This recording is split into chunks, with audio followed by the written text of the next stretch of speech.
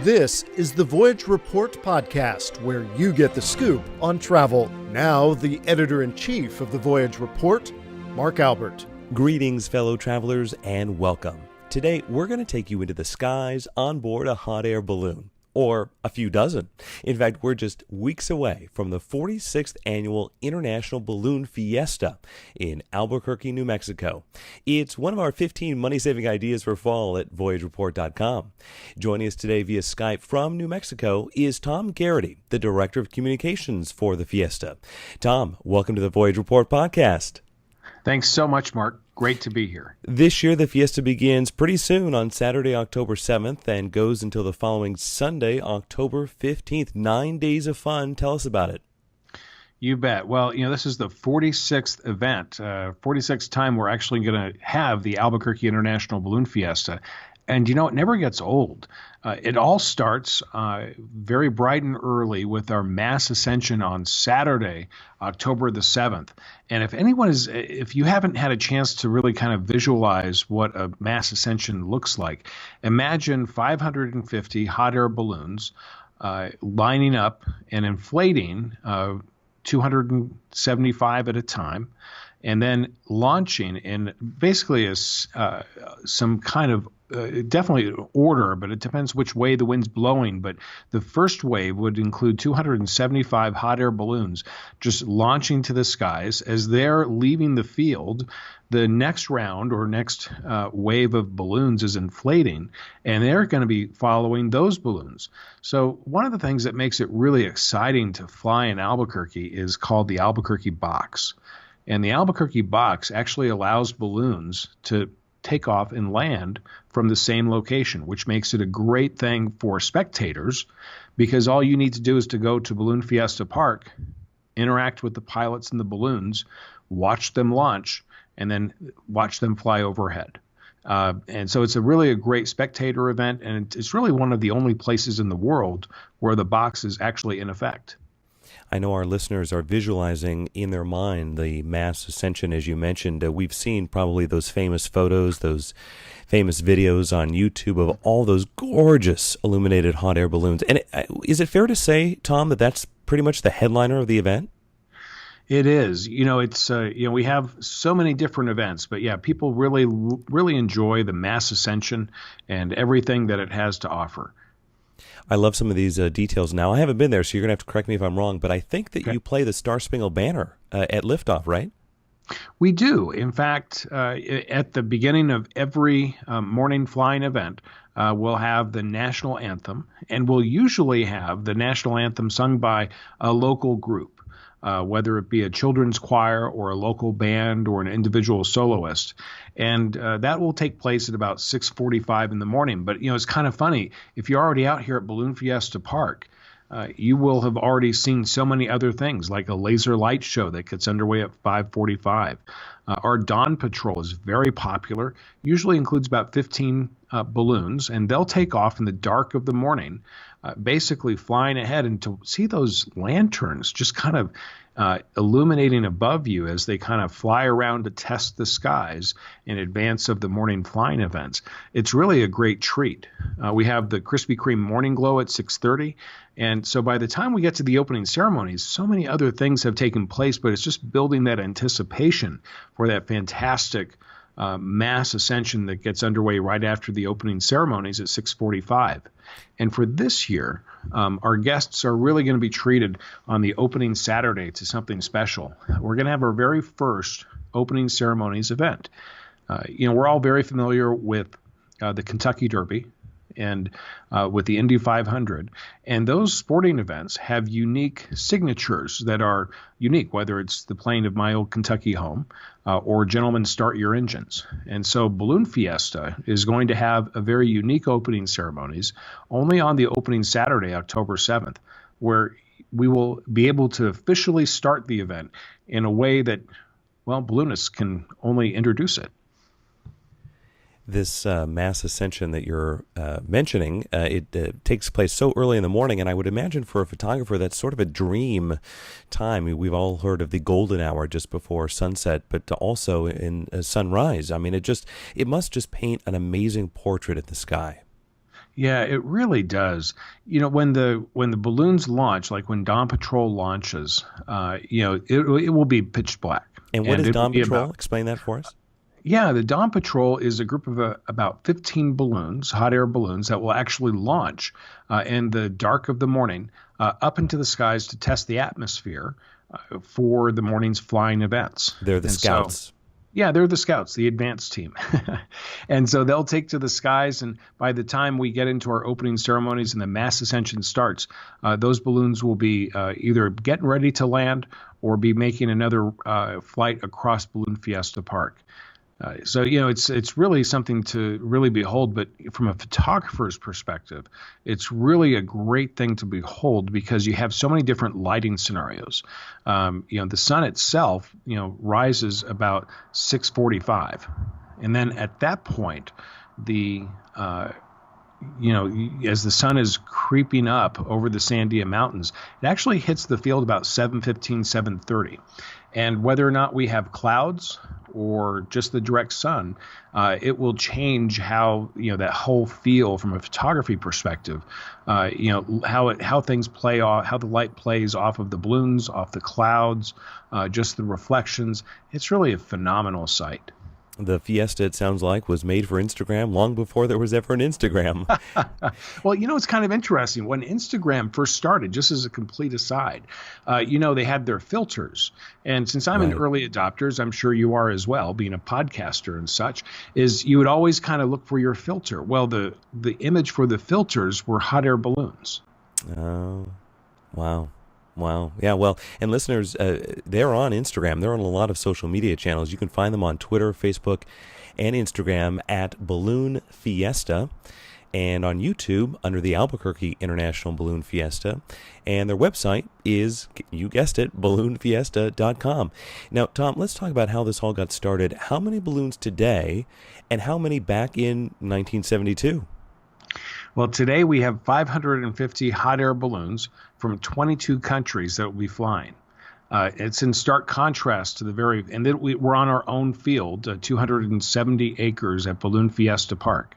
You contrast that with 1972 Coronado Mall, which is still here. In fact, they're just celebrating a lot of new things that are happening out there. But you actually have 13 balloons as a part of promotion for a radio program.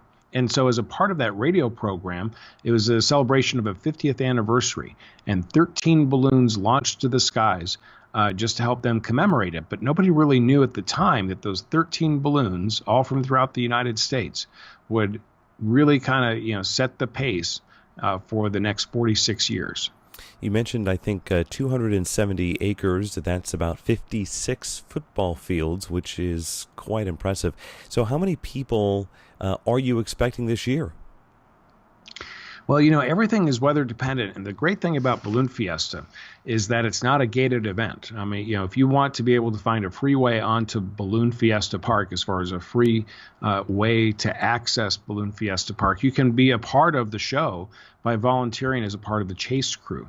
But each year we have anywhere from 800,000 to 900 or 1.2 million people, depending on what the type of weather we have and what the flying conditions are.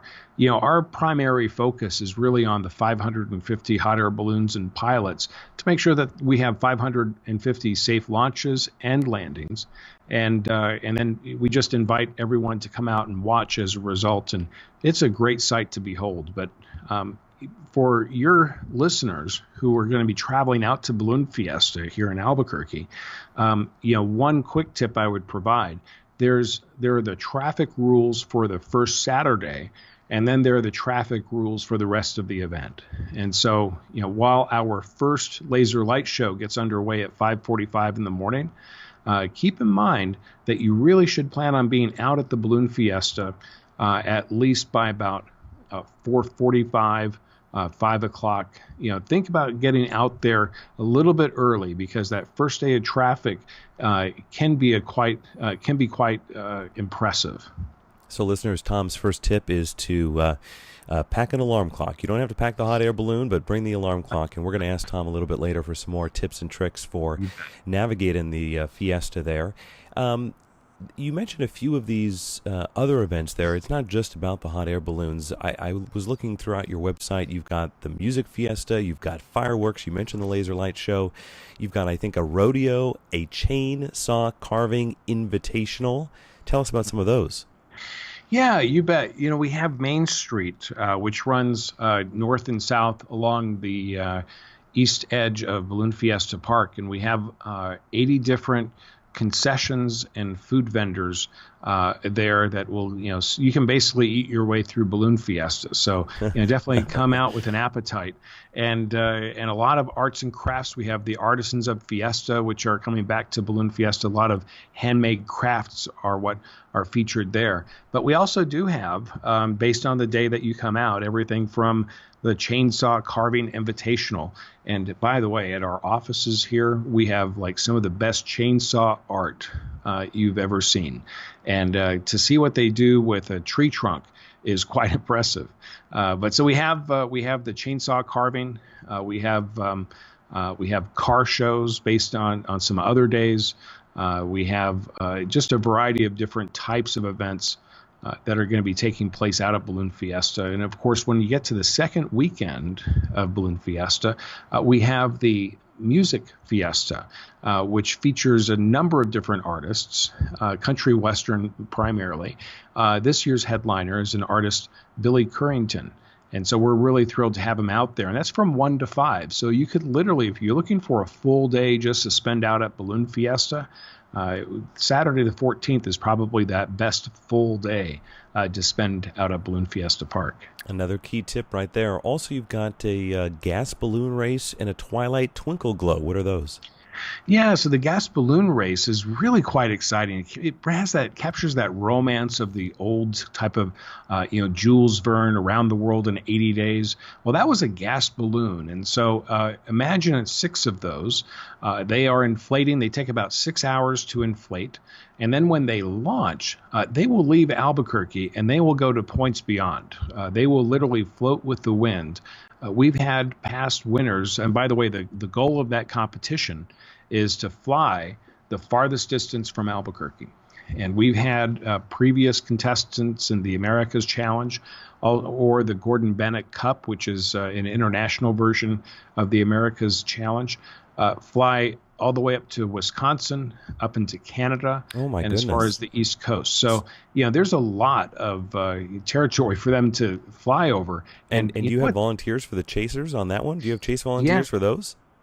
We do, since it is, it really takes a special kind of person to crew for that. It's usually a hand-picked crew.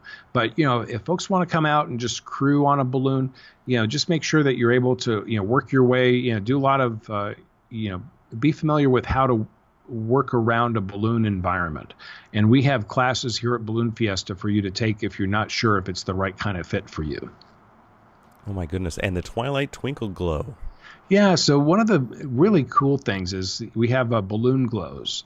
And balloon glows, think of 200 plus balloons, hot air balloons, all on static display.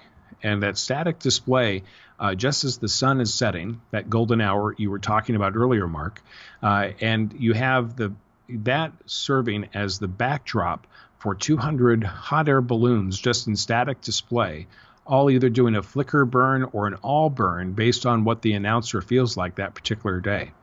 And to be on the field when they hit an all burn, it's like being at a major league ballpark or a college football game when a touchdown is scored for the home team. It's just really, the whole place just erupts in cheers. And everybody's just cheering the fact that they're there, that it's really such a cool thing to have night become day in a very controlled way. And so much of travel these days, especially with the advent of social media, is not just about going somewhere or taking the picture, but living that experience. That travel is more than just buying something or a souvenir or being in a group tour, but really experiencing it and being part of it. And that sounds like the Albuquerque International Balloon Fiesta really is an experience, 360-degree experience. Your theme this year is Inflate Your Imagination. What do you mean by that? Well, one of the things, we have 2 days of special events, of special shape days. I mean, we have special shaped balloons And this year we have about 100 of them. We'll be announcing them as we get closer to the event. But one of the really neat things is that on the Thursday and Friday of Balloon Fiesta, which this year is going to be the 12th and the 13th, we just have events that are all focused on special shapes. And when these balloons launch, it looks like a child's toy box has taken flight, and not inside the toy box either. Yeah. And to see everything from a scarecrow to giant fish to a stagecoach. We have a lot of different special shape balloons that will take to the sky. And when you watch these balloons fly, and even the regular teardrop balloons, your mind just can't help but just imagine so many different things. Like, what would it be like to fly in a balloon like that? I wonder where they're going, because that really captures that romance of flight, of where are you, where's the travel going to take you, and that the trip is really part of that journey. I was looking on some of your social media feeds and saw some of these shaped balloons. I saw a dinosaur breaking out of a shell. Right now, I think it's a zebra. I'm not quite sure what it is, but I think it is a zebra. There was a superhero, a dragon. What is your favorite shaped balloon, Tom? Do you have one? There are so many. There's one, and I forget the name of it, but it's a cartoon caricature that was just created by this group out of Brazil, and it's like this alligator monster dinosaur kind of thing. And I will have to find the picture so you can post it up on your website for your listeners. But those usually the ones that blow your mind as far as the imagination are my favorites. Listeners, you can pick your own favorite on their social media accounts. Again, on Twitter, Facebook, and Instagram at Balloon Fiesta. Give us a hot air balloon 101, Professor Garrity, if you could, please. What are hot air balloons made of, and how are they inflated?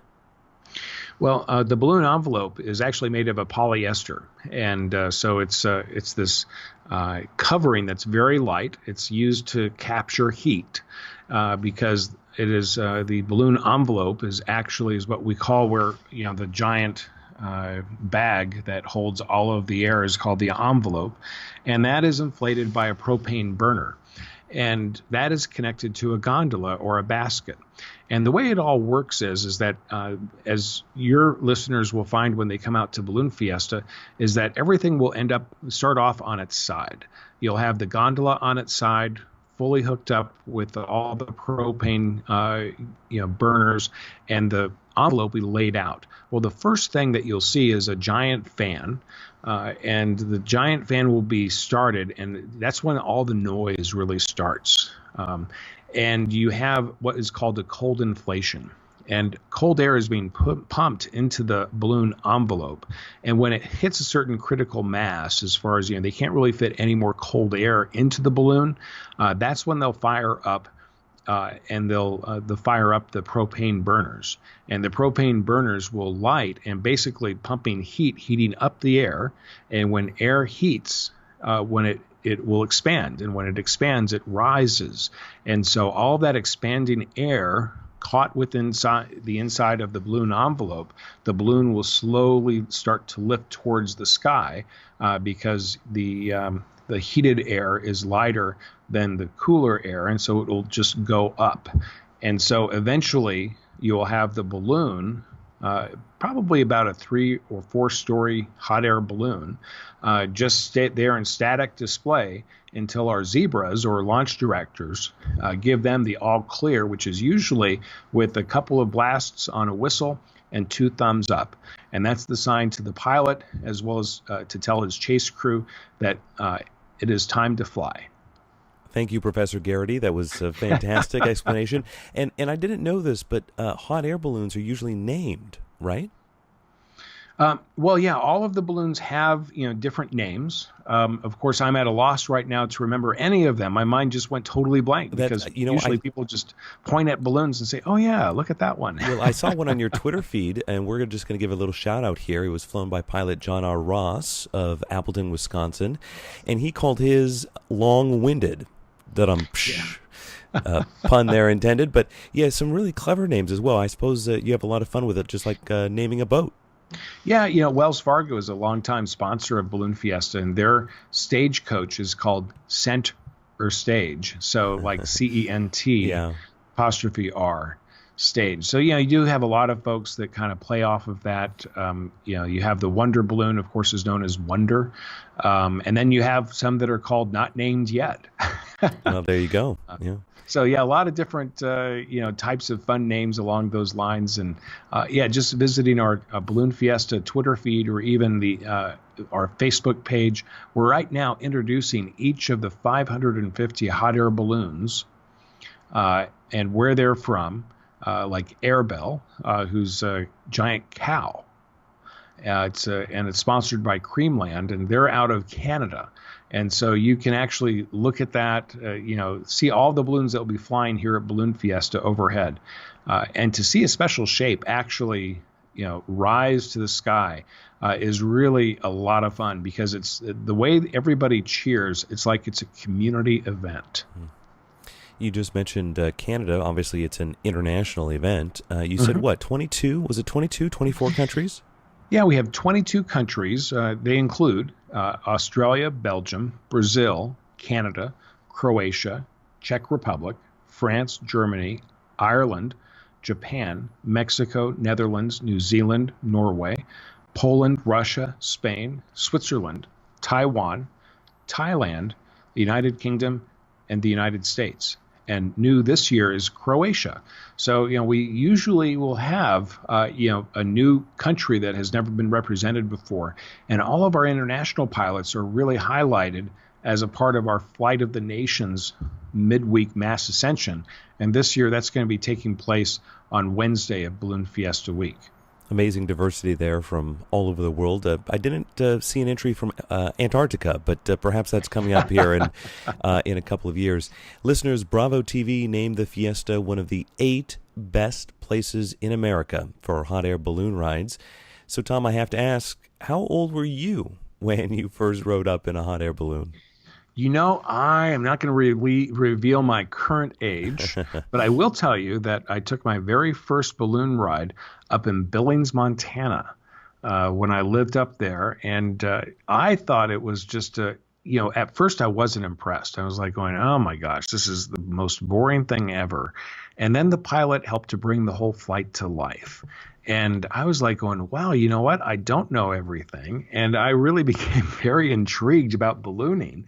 And then when the wind popped up a little bit more at the ground level, I became much more engaged, because the pilot says this is going to be one fun landing. And he has a different kind of idea of fun. And it was a very fast landing, a sporting landing, as I found out is what they call it afterwards. And that not all landings are like that. But it was actually a lot of fun. And for me in my 20s, I really got a kick out of it. But as I got to know more about ballooning and Balloon Fiesta, having been connected, the opportunity to be connected with the event for more than 23 years, I can tell you that my experience is definitely an anomaly, because almost all of our balloons don't have the sporting landings like the ones I experienced up in Billings, Montana.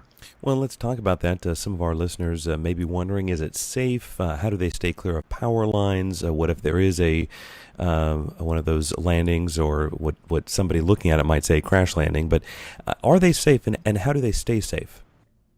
Yeah, it is actually very safe. And in order for a balloon and a balloon team to be invited to Balloon Fiesta, they actually have to make application. So we look at a variety of different things to make sure that the balloon pilots who are flying as a part of our International Balloon Fiesta are proven pilots. We look at everything from the flight history of the balloon, the flight history of the pilot, the airworthiness of the gondola. So there are a lot of pre-checks that take place before an invitation is even extended to Balloon Fiesta. We even want to know how many balloon flights has the pilot and or the balloon made at altitude with more than 100 balloons. So, we really get in depth. But, once you're actually in the balloon, it's quite exciting. And the pilot will actually engage the passengers to keep an extra set of eyes out. Because with so many different balloons, there will be what we call kissing. where you'll have some balloon envelopes rub up against one another, and that's perfectly normal. And so sometimes a pilot is focused on one area, but he knows that his passengers are also serving as extra eyes and ears. So while we all dream of those, I'm just going to unplug for a little while. You could probably do that, but not for too long, because everyone on a hot air balloon keeps a special eye out to be those extra set of eyes and ears, especially when you're starting to get closer to a landing. And the pilots are all very experienced, and they'll explain to you exactly what to do and how they want you positioned for a landing. Sometimes, most of the times, they'll just say, hold on, and it will be a very, simple landing. Other times they might say you need to get into, a certain position, like, crouch in the basket. But that's very rare, but only in the events of a very high wind landing. Right. There's no power steering on a hot air balloon, I would imagine. No, right? You can go up or down. Sideways is a whole other deal. Yeah. So can you peel back the curtain here a little bit? What kind of work goes on behind the scenes to make an event like this happen? I'm sure it doesn't just you don't just start planning the week before, right? Yeah, definitely not the week. The week before is probably the craziest time for all of us organizing, because, we're anticipating so many, 550 pilots, but you know what? They're balloon teams too. And when you figure that there's about, 6 people on a balloon team, plus vehicles, you start looking at about 3,000 different volunteers that are coming out to Balloon Fiesta just to get everything ready to go on our opening day. So we have a full-time staff of 13 people who work year-round to make sure that this year's event goes off without any problems. We have 24 board members who are all volunteers. Not all of them are pilots, which is actually a good thing, because it provides us a lot of diversity and a lot of different kinds of different discussions and insights. And each of them are assigned over one specific area, whether it's the customer experience, flight operations, getting people onto the field, things that are taking place on the field. So everybody has a specific role and a specific thing that they're looking at for Balloon Fiesta. And then, of course, you have, all the volunteers, those who are helping on chase crew, as well as 1,000 other volunteers who are just helping to make sure that people are getting pointed in the right direction, whether it's parking cars, whether it's, selling some official merchandise, or even making sure that, all of our restrooms and washrooms are very clean for all of our visitors. I'll volunteer to be a judge. How's that? The judges, I would let you do that, but it's I don't know if I would even pass that test. Oh. But, that's one of the favorite things to do, is being a judge for these competitions, because you get your own space. I mean, that's really good stuff. And in ballooning terms, especially on the ground, because, you can say, nope, you can't touch that. And it's like, oh, okay. Listeners, in just a few minutes, we're going to get Tom to share some more tips and tricks if you're planning to go to the Fiesta. I noticed, Tom, that Albuquerque is also home to the International Balloon Museum, and there people can learn about the first human passengers to be carried aloft in an untethered balloon. This is fascinating. Way back in November, it was exactly November 21st, 1783. It's amazing they have these dates. I think they went up about 3,000 feet or so. So can you explain to us, how did Albuquerque, of all places, become one of the top gathering spots for the ballooning world? Well, it's a great question, and the Balloon Museum should be a must-stop for anyone who's traveling into Albuquerque, whether it's for the Balloon Fiesta or even after our 9-day event. When we got started with the hot air ballooning back in 1972 with 13 balloons, Sid Cutter and Tom Rutherford were the two people who made that event occur. But there were, what came out as a result of that event were some really prominent ballooning families and balloon exploration. And so the families that, include the Anderson family, Maxie Anderson, a fantastic aviator and an explorer, and then also the Abruzos. And there are so many different Abruzos that fly, whether it be Ben Sr. or Richard Abruzzo. These are families that have invested in ballooning. And when you talk about ballooning in Albuquerque, and you look at the Double Eagle 2, which was the first hot air balloon flow. Actually, it was a Rosier balloon, but it was the first balloon crossing over the Atlantic from the United States to Europe. It was really phenomenal. It was those two families, along with Larry Newman, who still resides in Phoenix, Arizona, who made that flight happen. And so they have so many different types of memorabilia. And they just, finally one day the city founders said, you know what, we need to find one place to capture all of this institutional memory, all of these artifacts. And so the Anderson Abruzzo International Balloon Museum came to life. And it's a city museum, but it has a fantastic nonprofit board that really keeps it moving year in and year out. I love the history of these events and how they came about, and I think that's a great story. So, listeners, International Balloon Museum there in Albuquerque. And now it is time to get Tom to reveal some of the tips and tricks here. So let's talk logistics. If our listeners are inspired to visit this year, what's the lodging situation? Are there campsites, campgrounds, hotels? Where do we stay? You can stay in a variety of different places. We have all of the above. If you want to stay out at Balloon Fiesta Park and you have an RV, we have some RV spaces that are either camping sites, which are just basically you can park your RV and set up your generator, or we have supported sites with full hookups as well. We do have some limited camping sites as well. All that information is on balloonfiesta.com. And then we also have a great partnership with the State Department of Tourism, as well as Visit ABQ, which is formerly known as the Albuquerque Convention and Visitors Bureau. And they have specific pages that are set up that talk about the lodging opportunities in Albuquerque. And so here's a tip for your listeners. If you're wanting to get as close to Balloon Fiesta Park as possible, you want to make sure that you're in the I-25 Journal Center corridor. Because those hotels will actually be closest to the actual event. Now, the nice thing is that Albuquerque isn't like Los Angeles or Houston or Denver. If you are staying anywhere from the airport to the midtown to the uptown area, or even out on the west side, it'll take, without traffic, about 10 to 15 minutes to get from your hotel to Balloon Fiesta Park. It's just that when we add that traffic in, it gets a little bit more complex. We also have. And if you ever get lost, you just look up, right? And you drive toward the balloons. In fact, the Sandia Mountains, this is one of the really cool things. When I moved to Albuquerque, I was trying to really determine where was north. And so the Sandia Mountains are always to the east. So if you're wondering where you are, which direction you're traveling, just look to your right or to your left or straight in front of you or behind you. The Sandia Mountains will always be to your east. So that's a really good navigational tool for our visitors.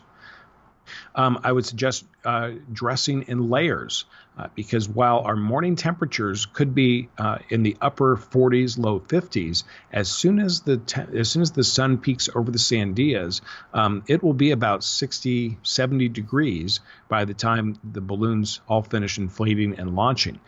So, because it starts dark and cold, people often forget sunscreen, chapstick, definitely chapstick, and sunglasses and a hat. Those are the things that your listeners would be so far ahead of everybody else if they just brought those items and just remembered to dress in layers. We also have park and ride as well. And so, park and ride is a great way to leave the driving to some contract buses that will go, from different parts around Albuquerque. Again, you get all the information on our website, but they have their own special entrance. If you want to into Balloon Fiesta Park, we also have special partnerships with Uber. So, just use the ride-sharing app with Uber and or Lyft, and you'll find your way into Balloon Fiesta Park. Tom, our listeners love to save money, and they know that at every destination on our destinations page at voyagereport.com, we always have a money-saving tip. So I found this one on your website, so we'll share it with all the listeners here. Free parking if you bring a bike, right? Free parking for bicycles? That's right. Yes. In fact, the bike valet is actually just right in the shadow of the Anderson Abruzzo International Balloon Museum.